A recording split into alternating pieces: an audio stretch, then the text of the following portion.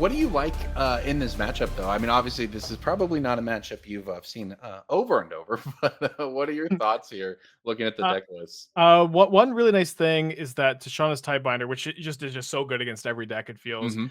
If there's a territorial Kavu that attacks, you can counter that ability. And since Kavu's one Yes. of Kavu's abilities having power and toughness, it Hmm. just dies there. It's amazing. I've played quite a bit of Merfolk in historic as well, and I love it when it comes up just in any format, just where Tishana's Tidebinder is legal. It just it does something new every time you play it. Like for instance, against Calibrated Blast, even if you can't counter the spell, you can counter the triggered ability from the spell. It's pretty neat. But one thing Nichu was not able to counter is another turn one Ragavan from Corey. There is two Scions stranded in his hand. No late line, no second land. He's all in on this Ragavan, huh? Yeah, I think it makes sense. Barring some universal automatons, it's kind of tough for Yeah. Nikachu to deal with a Turbo One Ragavan here. The Urza Saga will maybe start to be able to block it kind of effectively next turn, although it Mhm. does look like Nikachu is going to wait a turn before deploying said Urza Saga. Um, Potentially wanting his Merfolk to be uncounterable so that Corbin can't just counter the Hexcatcher as it tries to block the Ragavan. But I think that's going to play well into Corey's hand as he has a pair of lightning bolts to deal with the next two fish that Nikachu plays.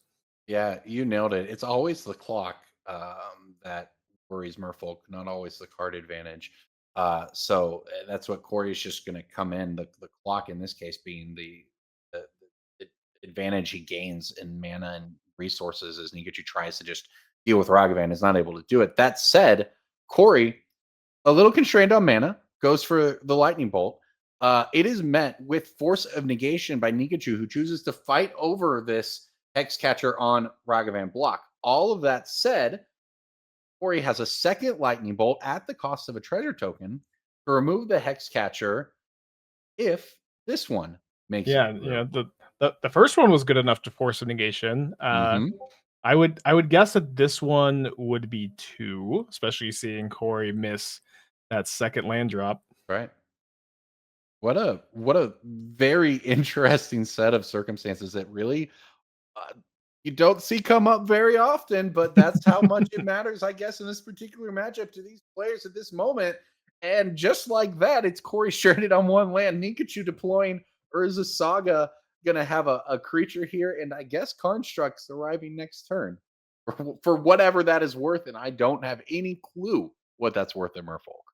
Yeah, I think we may see another zero mana spell cast here, since that Leyline of the Guild Pact is more or less stranded in Corey's hand at the moment. Yeah. Subtlety going to come in, targeting the Master of the Pearl Trident. Nice part of obviously the Scion Leyline combo gets a lot of the headlines, but just Mhm. the fact that it pitches to so many things, it's so relevant in modern these days, especially as you try to play a control deck, that it really it comes up a lot as you just saw. Yeah, absolutely. Another thing that comes up a lot is Urza Saga tokens being something that finishes off a game after the dust settles. I think it's pretty uncommon these days for you to just play an Urza Saga and the tokens by themselves are just going to be insurmountable for your opponents to deal with. But in these kind of like low resource games or Yeah. games where you mulligan, it is just one of the best things you can be doing. And this obviously looks really rough for Corey here. He's been stuck on one land. He's drawing 6 mana spells with one land in play. Not where you want to be, right? Yeah, Uh, absolutely.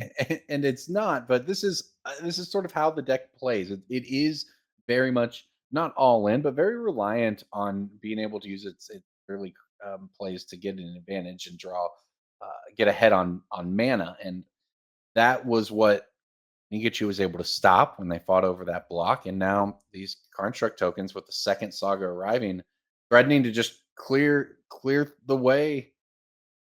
Ragavan at this point, probably a little too late for Corey. Yeah, I only wish that Corey could have drawn like this against me. Yeah, just stuck. He's got a two 12 mana cards in hand, two 6 mana cards in hand, and no, just a 3 mana card. Just can't cast anything, and Nigachu just making more constructs. He called it. He said In this deck, you sometimes have extra artifacts flying around with your vials, and yes, your automatons. And then the card structs are now 4/4s. It's pretty big. It's going to close this one out now. Finally, a second land for Corey. Probably too little, too late, but we'll see what he wants to do from here. Yeah, it seems And that once he none of gives his quick and spells are speed. castable at the moment. Still, so we are Merfolk undefeated on the day going into game 2 against Corey. We do say Uh, it's the best deck. I wonder if we'll see the Thassa's Oracle combo come in if you are thinking as Nikachu, well, I'm gonna have a very hard time beating a Leyline plus a Scion. Maybe I Yeah. can just ignore a normal game of Magic. Yeah, Um, also possible that, Nikachu chooses to flex on us further and win a game that way, you know? yeah, that would be incredible. Um, the Dismembers have come in. If the Shadow Spear also comes in, we could maybe see a Leyline Scion get dismembered. A little bit difficult to set that up, but it would also be Mhm. really cool to see.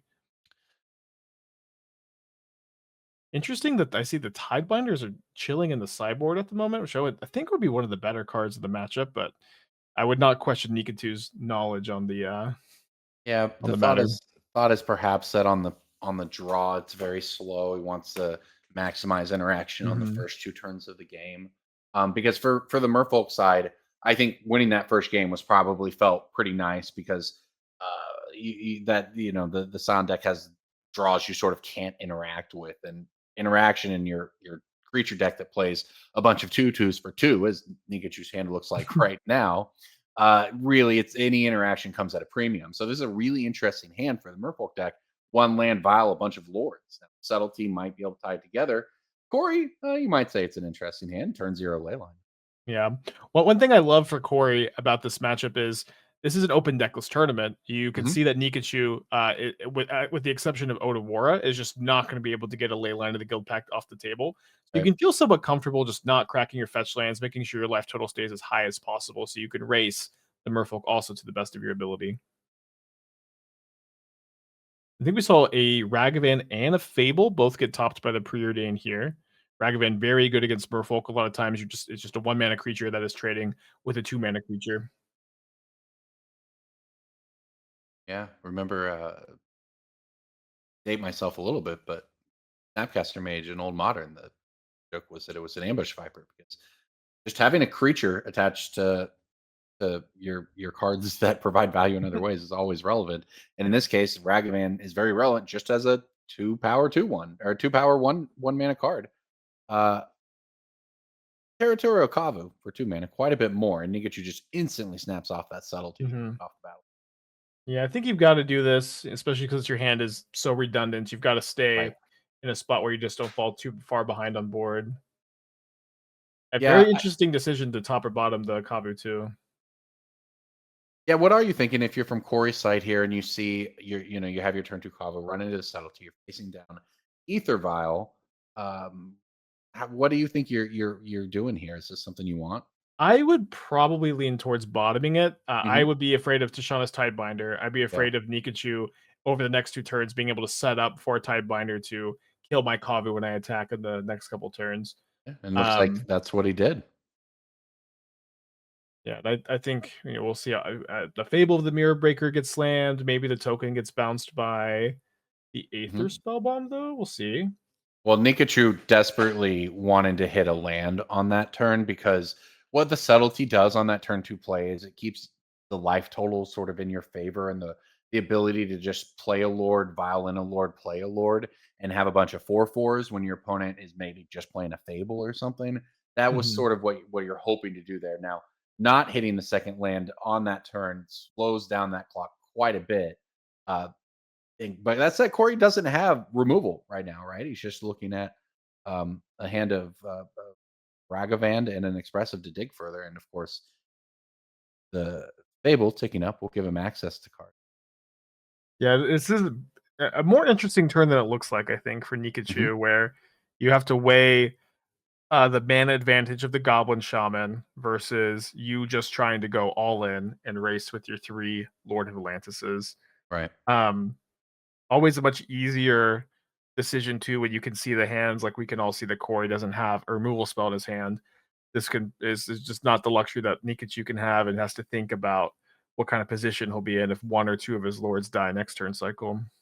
So it looks like he's going to choose to play it pre-combat here, giving the creature island walk rather than trying to bait a block, and maximizing damage brings in the second lord before any damage is dealt. So the race is on with Nikachu and these lords right now, and honestly, it's a pretty good clock.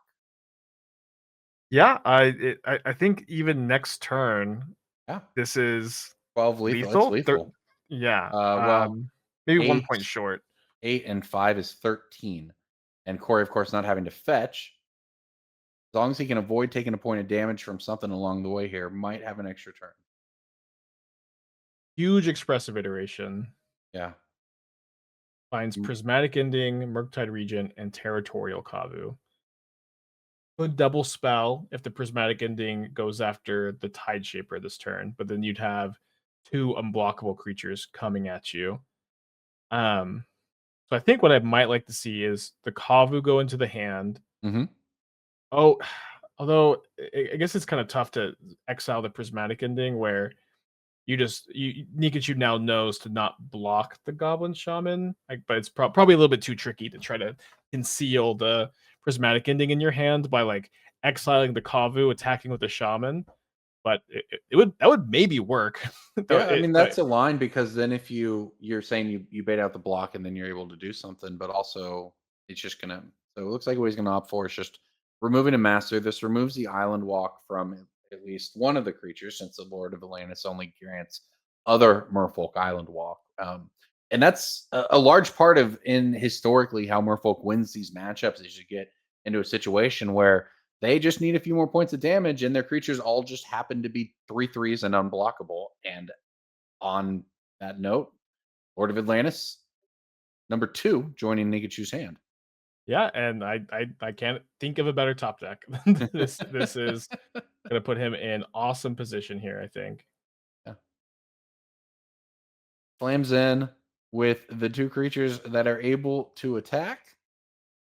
Corey just with 2 lands and a Kavu in hand on the back foot, despite having some objectively very powerful cards in play right now with the Leyline and the Fable, sort of some premier cards across competitive formats, losing to the Grizzly Bears from the blue deck. I think seeing Nikachu try to sniff out if there's a lightning bolt over there from Corey as he Yeah. waits to violin this master of the Pearl Trident, which he does. And we untap to Corey, who just draws another land, flips Now the the coast is Fable. clear because Nikachu can also look at the sideboard and know if there's anything that can wipe the board, and it doesn't look like there is because Nikachu wins the match. Let's go. This is Wow. a huge day for Merfolk fans. Nikachu immediately 2-0ing. Universal Automaton rising to the top of this week of MTGO.